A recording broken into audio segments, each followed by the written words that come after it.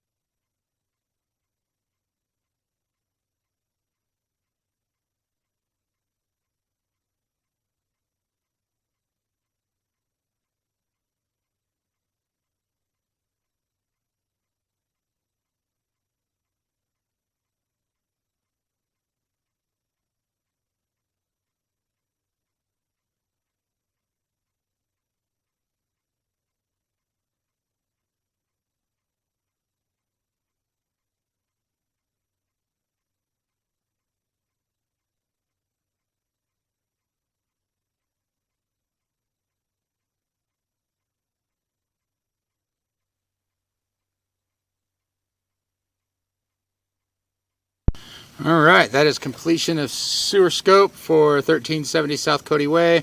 Line appears to be intact and in good working order. Sleeve pipe looks good. Transition back into PVC pipe looks good on both ends of the sleeve. Tap into the city sewer also looks good. Internal cast iron, normal scale buildup, nothing to be too concerned about. But everything appears to be in great working order.